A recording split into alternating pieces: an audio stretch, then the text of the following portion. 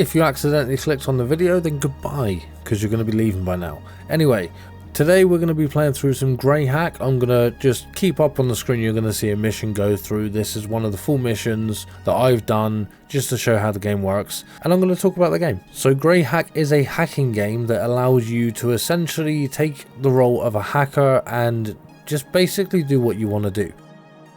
You have the ability to hack any kind of computer or system within the game. You can also play online and hack other people. That's the main thing I'm going to be focusing on right now. And there's a lot to the game and a lot to learn, and the learning curve is very steep. So if you haven't played hacking games before, then it might be a good idea to check out my other video on the top 5 hacking games, because it's good to start off at a lower point than move up to a game like this. So there is a jobs board in the game that allows you to take jobs, which you can do. This will give you certain missions that will involve you having to hack into systems, get people's login credentials, or change records at the police database or even academic database. Some of them are more black hat style, where you have to go onto a system and destroy files or steal files. Some of them can be a bit more white hat, like just removing someone's criminal record or changing their record, something that isn't destructive. You have a load of different tools in this game, like Nmap, that allows you to check the network and see what IP addresses are connected to it. You have the ability to hack into routers and hack into computers and different systems, and you have the ability to use exploits, which you can see up on the screen right now. I was kind of going through trying to figure out how to get certain things done, so you can kind of see and follow through on the screen as I'm trying to figure out how to do it in real time. And this is by using exploits that will essentially help you to hack into a system or get a connection to the system by exploiting certain weaknesses. You also have the ability to upgrade your system by going into the menu and buying new parts from shops. You can upgrade your system, add new RAM, processors, motherboards to make your computer faster and allow you to perform hacking jobs a lot faster and a lot more efficiently. So one of the big things about this game is there is a chance when you're hacking into systems or getting into certain computers that you may have an admin on the computer, and they will do an active trace in order to try and trace where you are, and you can get in trouble. On the other hand, if you disconnect from the system without deleting your logs from the system, they can do a passive trace on the systems you've connected to, or if you didn't connect through other or bounce your signal through other connections, and then they can just find out exactly where you are, and you can get in trouble again. I'm not going to talk about that stuff specifically. I'll let you have a go yourself and find out what the consequences are. But as you can see up in the top right hand corner, there's admin monitor. It's a program that you can run in order to basically see if there's an admin on the system that you connect to, and if you're going to get in trouble. It'll give you a countdown, and it adds a lot of pressure as well, to be fair. Now there are a lot of different ways to connect into systems. You have FTP, HTTP and SSH, to name a few. Obviously SSH is the easiest way. Well, not obviously, you might not know what I'm talking about, so let's break it down. SSH is essentially a secure shell, which is what people connect to. So what this means is that if the network that you're trying to connect to has an SSH service on it, you can essentially log in with a username. This makes it a lot easier to get into systems. If you're unlucky and there's not an SSH server and there's an HTTP one, then you may have to find other ways to get into the system, but there's no direct way to log into it. This might mean having to create your own network in order to connect to the network by essentially spoofing the IP address so it thinks that you're connecting from a registered PC that's registered to the website, and it's very complicated.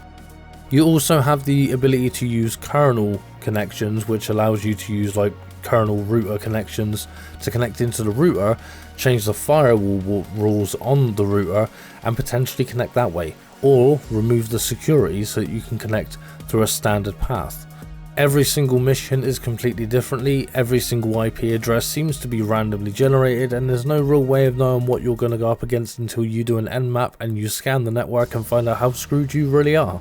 As you can see, I am currently, as you can see on the screen right now, running an exploit in order to change the password of a username, and that will allow me to then log in with the SSH login, as you'll see. But you do have to essentially just do everything in real time. There's no way of knowing when you take a mission, there's no way of knowing whether the IP address that you're given is going to have actual feasible routes into that system, or whether you're going to have to figure out other ways to do it. You also do have the ability that if you use a whois command and you can find out who the administrator is and the administrator email, you have the ability to then potentially do an SMTP user list command, which allows you to check the IP address to see what users essentially have email addresses. This might not give you the email addresses of the actual people, but it will potentially give you the usernames. You can then use those usernames by going to your email, logging into your email, and then sending an email to the admin of the website with that username saying that you need your password, and they would just give you the password. This will then give you the ability to do the SSH login like I just did using the password. However, I used an exploit to change the password myself, and you can connect to the system and do what you need to do. You have the ability to download or essentially get the codes like I'm doing right now, where I had a problem with some RAM which wouldn't allow me to open up new stuff because I hadn't upgraded it yet, but it allows you to take this Word file, save it onto your computer, and then decrypt it in order to get the login details and the password for people's bank accounts and email addresses, which then allows you to just transfer the money from their account directly into yours, which you will see when I eventually get around to doing it in this gameplay. So when you start the game, you hack into the Wi-Fi first, and then once you've done that, you go onto a browser and you can go onto shops or the hack store.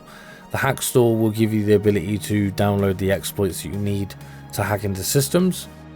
It will also allow you to buy tools, and you do start off with coupons in the game that allow you to get tools for free at the start until your coupons are all gone.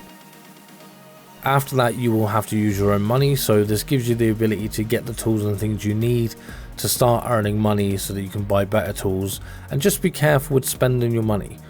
Also be careful with a big issue that's in this game, where if you buy an exploit but you don't have enough space on your system to save it, it will start to download it and then tell you don't have enough space, and then you'll have to rebuy it again, which I did literally waste $200 in game actually doing that because I didn't realize I was paying every single time. So once you start earning money and you get enough money, start upgrading your system, upgrade your hard drives, upgrade your RAM so you can run more programs at a time, and upgrade your processor so you can run things like the Decipher tool a lot faster. One of the best and probably the most exciting things about this game though is definitely when you connect to a system, you check the logs on the system and see an IP address that isn't yours, and then you realize that another player has gone on there and haven't cleared off their logs. What this means is you can then use that IP address to connect to an actual player system and then hack them.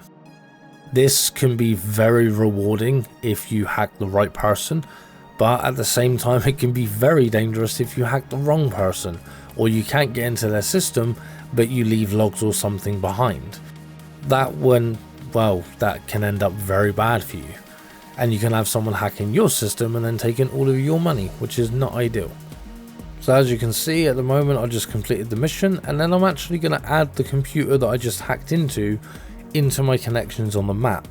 What this will do is it will allow me to bounce my signal through other systems, which will make it a lot harder for any passive traces to catch me out basically.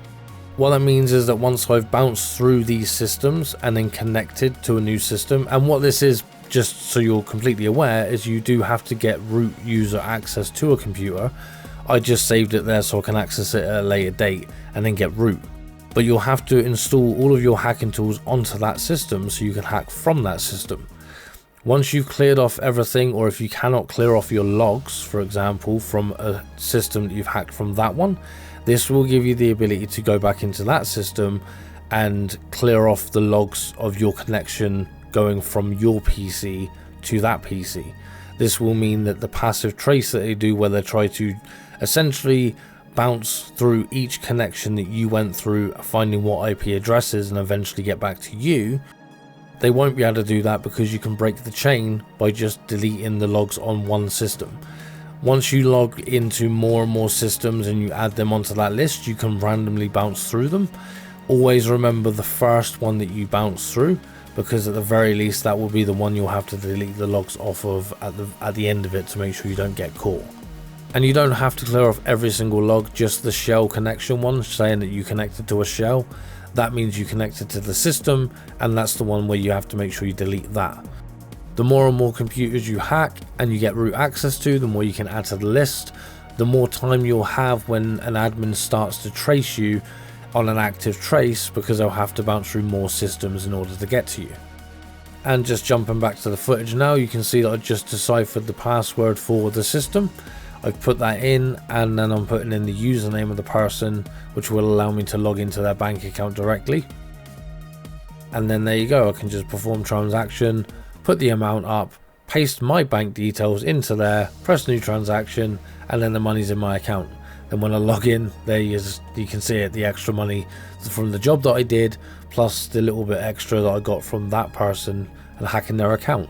But if you hack a player's bank, you're very likely to get a lot more. And those are the basics of the game, so I hope you liked my video. I am on the road to 10,000 subscribers at the moment, so please hit that subscribe button and that like button, turn on notifications, obviously comment down below and let me know if you like the game. Check out the list that I did of the top 5 hacking games up there in that corner, and in the other corner there is a tutorial to cracking the Wi-Fi at the start of Grey Hack. So if you don't know how to get through that, or you struggle with it, check out that video and I'll run through every step you need to take to get there.